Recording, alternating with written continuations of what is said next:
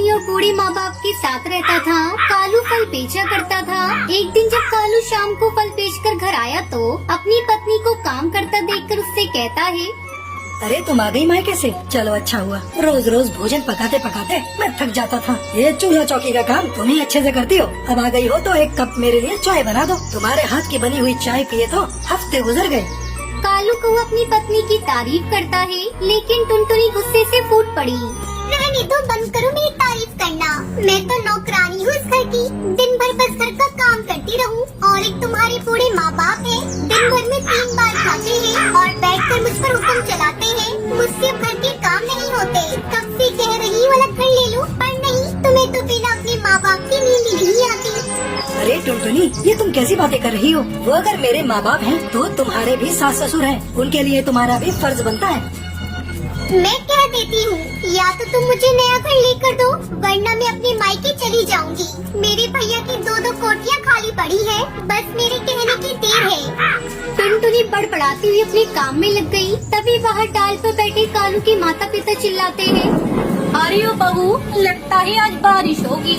ना जाने कहां से काले काले बादल आ गए। बाहर रखा सामान हटा दे।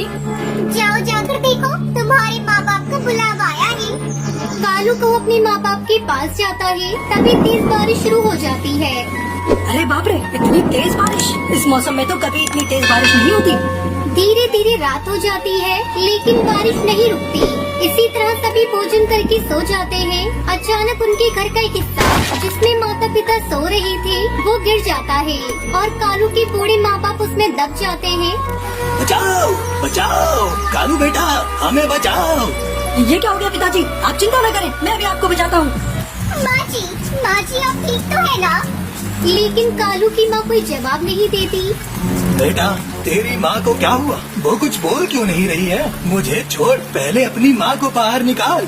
किसी तरह टुनटुनी और कालू मिलकर अपनी बूढ़ी माँ को मलबे से बाहर निकालते हैं, लेकिन उसकी माँ मर चुकी थी। माँ, ये क्या हो गया? माँ, आप हमें छोड़कर क्यों चली गयी? सुनिए जी, अभी रोने का वक्त नहीं है। जल्दी बाबूजी को बाहर निकालते हैं। ऐसा ना हो कि बाबूजी। अपने मुँह से अशुभ बातें मत निकालो, मेरे बापूजी को कुछ नहीं होगा। कालू को अपने पिता को भी मलबे से बाहर निकालता है, लेकिन वो दम तोड़ चुके थे। मैं तो बर्बाद हो गया, पिताजी भी नहीं रहे। टुनटुनी कालू को की हिम्मत बनाती है। अब रोने से कोई फायदा नहीं जी, घर में पानी भर चुका है। जल्दी यहाँ से चलो। मैं नहीं जाऊँगा, मेरे माँ बाप मर गए। अच्छा हुआ तो मैं भी मर जाता हूँ। तुम्हें जाना है तो जाओ, पर मैं अपने माँ पिताजी को छोड़कर कहीं नहीं जाऊँगा। मैं उनके साथ ही रहूँगा। नादान मत बनो, अगर तुम्हें कुछ हो गया तो तुम्हारे आने वाले बच्चे को कौन संभालेगा? जो होना था हो गया, अब जल्दी चलो यहाँ से। किसी तरह टुनटुनी कालू को लेकर वहाँ से जाती है। फिर वो दोनों टूटे पेड़ की डाल पर बैठकर अपनी जान बचाते हैं। अगली सुबह बारिश रुक जाती है। टुनटुनी से डाल पर एक अंडा देती है। मुझे जल्दी से किसी सुरक्षित स्थान पर ले चलिए, वरना ये अंडा पानी में गिर जाएगा। कहाँ लेकर जाऊँ टुनटुनी? चारों तरफ बस पानी ही पानी नजर आ रहा है। मैंने अपने माँ बाप को तो खो दिया इस बारिश में, लेकिन अब मैं अपने बच्चों को नहीं खो सकता। मैं कुछ करता हूँ। कालू अपनी नजरें इधर उधर दौड़ाता है। तभी उसे दूर एक पेड़ पर एक बहुत बड़ा अंडा रखा हुआ दिखाई देता है। तू हिम्मत रख, हो गया इंतजाम, मैं अभी आया। कालू को वो तुरंत उस बड़े से अंडे के पास जाता है। वो एक शतुरमुर्ग का पुराना अंडा होता है और अंदर से वो सूखा और खाली होता है। पुराना होने की वजह से वो एक सख्त पत्थर बन चुका था। कालू को उसमें खिड़की दरवाजा बनाकर उस अंडे का एक सुंदर घर बना देता है। फिर टुनटुनी और कालू कौआ अंडा घर में अपना अंडा रख देते हैं और खुशी खुशी रहने लगते हैं।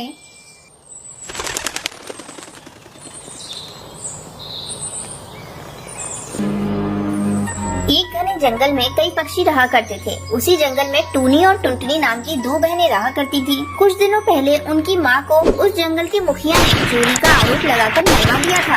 अब वो मुखिया उन दोनों मासूम बहनों के पीछे पड़ा था। टूनी और टुनटुनी दोनों बहनें बहुत डरी हुई थी। एक दिन टूनी अपनी बहन टुनटुनी से कहती है, टुनटुनी दीदी, क्या वो जालिम हमें भी मार डालेगा? मुझे तो घर से बाहर निकलने में बहुत डर लग रहा है। माँ को तो उसने मार डाला। क्या माँ ने सचमुच उस मुखिया के घर चोरी की थी? नहीं टूनी, हमारी माँ चोरी नहीं कर सकती। वो तो हमें शिक्षा देती थी कि चोरी नहीं करना चाहिए। फिर माँ चोरी कैसे कर सकती है? तो जरूर उस मुखिया के घर किसी और ने चोरी करके हमारी माँ पर इल्जाम लगा दिया होगा। दीदी, कई दिनों से हम घर में छिप कर बैठे हैं। जो भी घर में माँ ने भोजन इकट्ठा किया था वो खत्म हो चला है। अब तो हमें घर से बाहर निकलना ही होगा, नहीं तो हम भूखे मर जाएंगे। हाँ मेरी बहन, यही बात तो मैं भी सोच रही हूँ, लेकिन हम कर क्या सकते हैं? हमें तो रिस्क लेना ही होगा। हम दोनों कल सुबह जल्द ही भोजन लेने चलेंगे। पर तू एक बात याद रखना, रास्ते में कोई पक्षी मिले तो उससे तू बातें मत करना। हम जल्दी से जाएंगे और भोजन लेकर जल्दी घर वापस आ जाएंगे। अगली सुबह दोनों बहनें जैसे ही घर से भोजन की तलाश में बाहर निकलती हैं, कालू कौवा और उसका दोस्त उन दोनों बहनों को पकड़ लेता है। ये रही दोनों बहनें, चलो इन दोनों को लेकर मुखिया जी के पास। मुखिया जी हमें अच्छा इनाम देंगे, फिर हम इनाम के पैसों से पार्टी करेंगे, पार्टी। नहीं नहीं कालू अंकल, हमें छोड़ दो। हमने आपका क्या बिगाड़ा है? चुप हो जाओ तुम दोनों। तुम्हारी माँ ने चोरी करके बहुत बड़ा अपराध किया है। इस जंगल में तुम दोनों उस अपराधी की बेटियां हो। इस जंगल में तुम जैसे अपराधियों का कोई काम नहीं।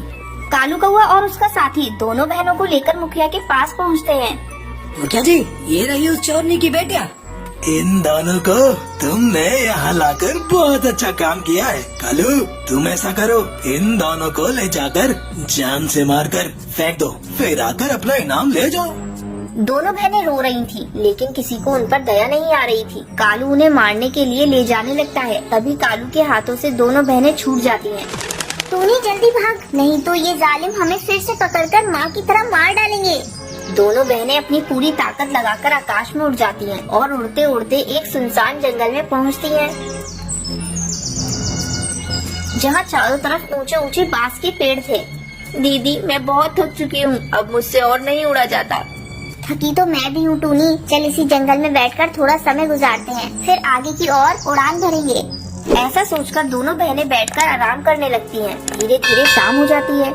दीदी दीदी उठो, देखो शाम हो रही है। अगर हम लोग इस तरह यहाँ बैठे रहेंगे तो रात में कोई जानवर आकर हमें खा जाएगा।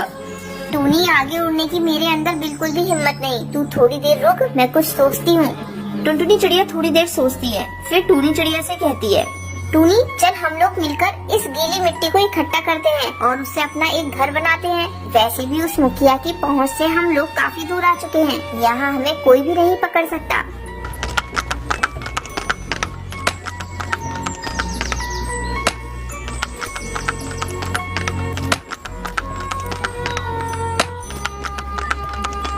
दोनों बहनें गीली मिट्टी से अपना एक प्यारा सा घर बनाती हैं। इस तरह दोनों बहनें उस मिट्टी के घर में खुशी खुशी अपनी जिंदगी बिताने लगती हैं।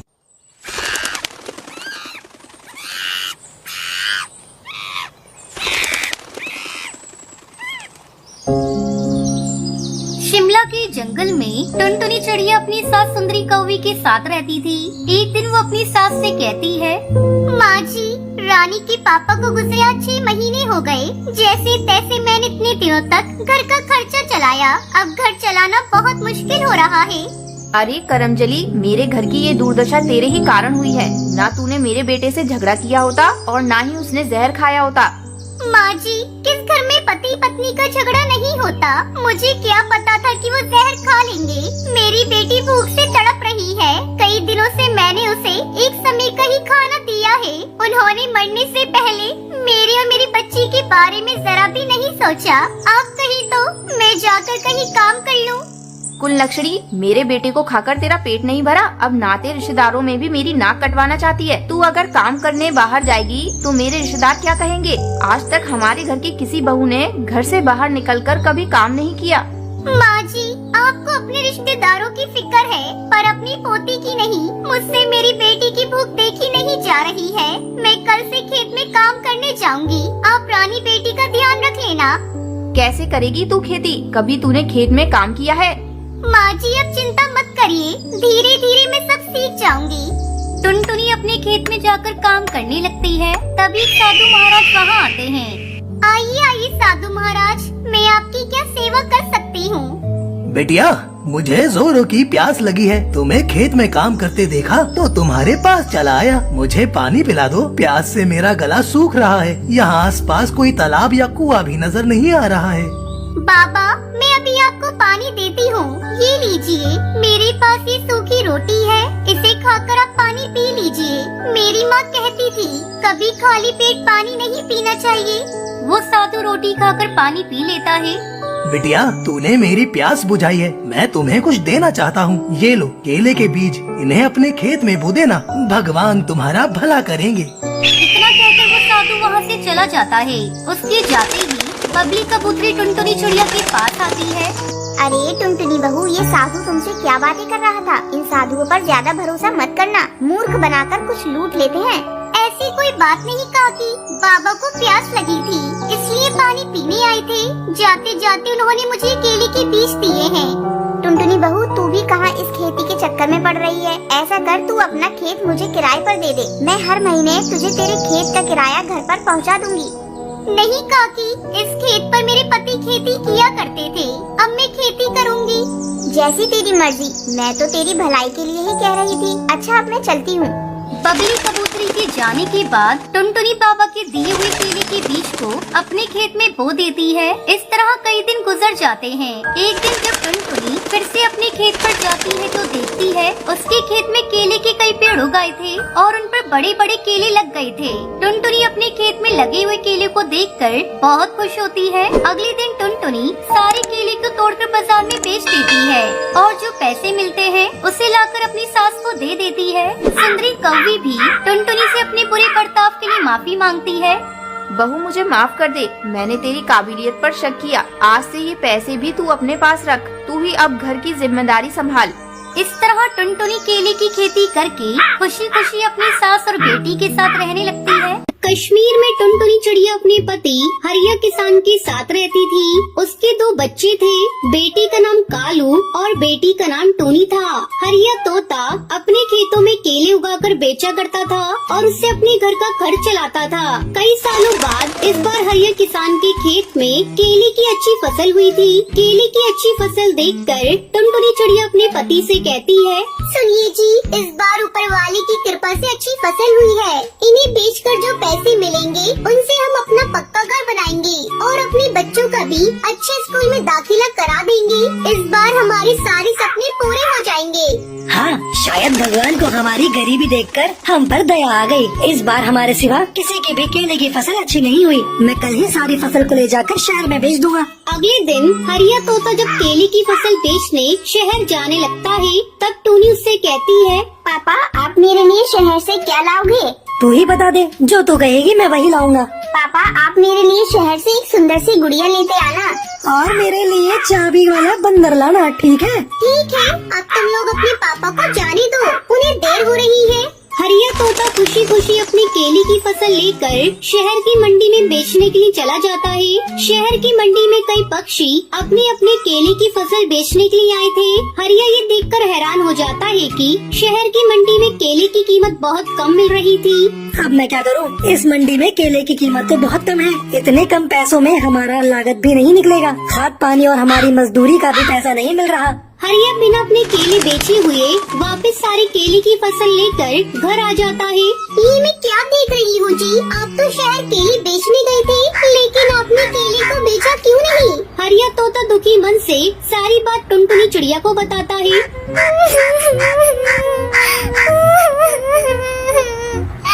हे भगवान, हमारे सारे सपने टूट गए, अब हम क्या करेंगे? कोई बात नहीं, आप सारे केले को एक कमरे में रख दो। अब से हम लोग इन्हीं केले को खाकर अपना गुजारा करेंगे। इस तरह पूरा परिवार केले खाकर अपने दिन काटने लगी। एक दिन जब टुनटुनी चिड़िया अपनी बेटी को केले खाने को देती है तो टूनी कहती है, क्या माँ तुम हर दिन हमें केले खाने को देती हो? मुझे आज इन केलों को नहीं खाना, मुझे तो तुम्हारे हाथ के बने हुए केले के चिप्स खाने हैं। हाँ माँ, मैं भी केला चिप्स ही खाऊंगा, वरना भूखा ही रहूंगा। अच्छा बाबा, आज मैं तुम लोगों के लिए केले के चिप्स ही बनाऊंगी, आप खुश? दोनों बच्चे खुश हो जाते हैं। टुनटुनी चिड़िया केले चिप्स बनाने के लिए जाती है। ये क्या, तेल का डब्बा तो बिल्कुल ही खाली है, इसमें तो तेल है ही नहीं। ऐसा करती हूँ, मैं बिना तेल के तवे पर सेक देती हूँ। फिर टुनटुनी केले को बारीक काट कर चिप्स बनाती है। आओ बच्चों, तुम्हारा मनपसंद केला चिप्स तैयार है। दोनों बच्चे केला चिप्स खाते हैं। माँ आज के केला चिप्स तो पहले से भी ज्यादा स्वादिष्ट है। टुनटुनी भी केला चिप्स खाती है। उसे विश्वास नहीं हो रहा था कि उसने केले की इतनी स्वादिष्ट चिप्स बनाए हैं। वाकई ये चिप्स तो बहुत ही स्वादिष्ट है।